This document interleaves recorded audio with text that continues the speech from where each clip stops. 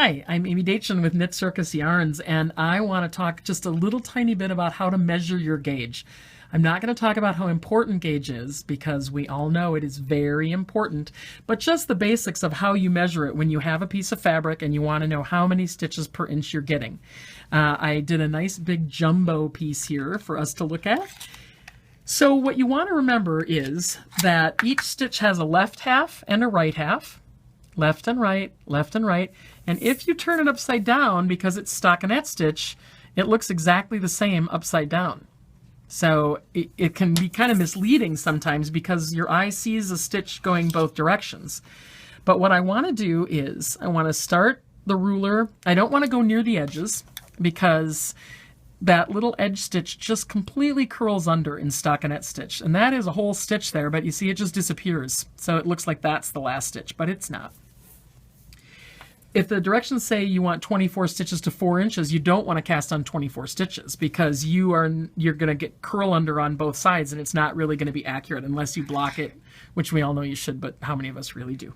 So what you want to do is take your poor trusty beat up Knit Circus tape measure and put it at the edge of a stitch and then pull it across and try and get it nice and flat. You don't want to stretch out your knitting. You don't want to bunch it. And you don't want to stretch it out. You want it to actually be relaxed. And then you're just going to count the stitches. 1, 2, 3, 4, 5, 6, 7, 8. And that's the 4 right there. So right now I am getting 8 stitches to the inch. Clear as a bell.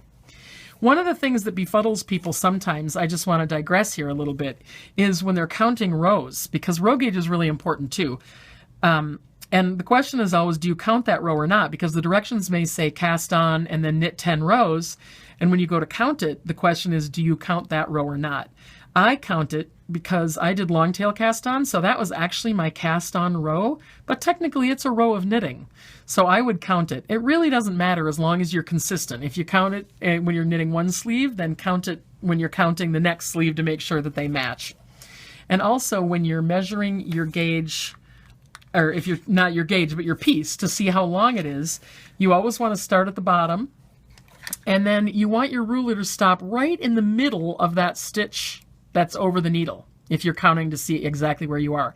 Because you're further than that if you go below the needle, but you're not quite up to there yet. So just go right to the middle of the stitch that's on the needle, and that should give you an accurate reading. Now, you may not always be knitting on jumbo yarn. This is the Contravene cowl, knitted in our colorway, the can. I don't know how much of this you can see, but it's really bright and beautiful.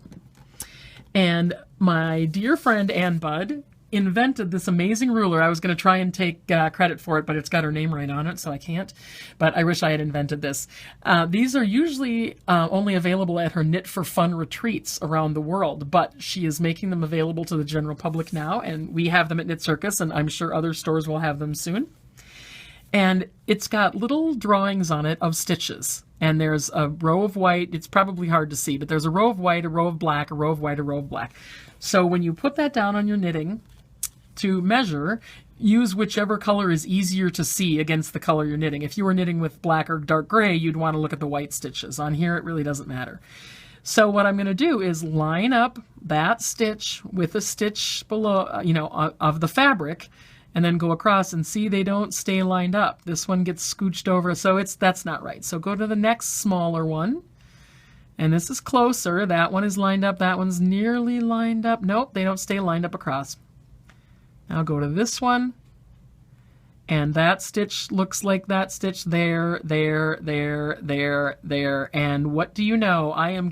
We got exactly 6.5 to the inch on this. This makes it so much easier, and I always recommend checking a couple places throughout your swatch, because at the bottom you might be tighter, at the top you might be tighter, but look at a couple different places. But if you can get them to line up at the same mark around your swatch, you have got that gauge. So thank you, Ann Budd, for inventing these, and thanks you guys for watching.